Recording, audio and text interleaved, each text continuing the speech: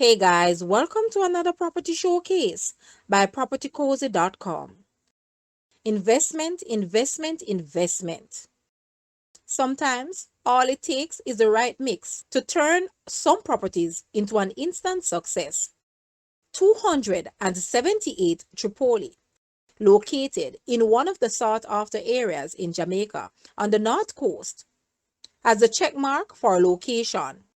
Runaway Bay, with a private white sand beach and gorgeous views of the ocean, is checking another box. Countless attractions and recreation spots, check. Great security in place, check. A comfortable distance to all three airports, check. Community and the surrounding covers all major amenities, check. The property boasts an approximately half-acre lot with a breathtaking view, check. This kind of availability for the right find is becoming quite out of reach. Yes, there is work to be done to make it complete. However, the returns will make you smile as you see the portfolio grow from strength to strength. If you feel like you can't go at it alone, why not form an investment group with a few like-minded associates or colleagues? Jamaica is still very much in demand for business despite the naysayers. The amenities on the property are endless. Please give your agent a call to find out about the property, which is about 90% complete. Guys, let's take a look at this house and please watch the entire video for more details at the end.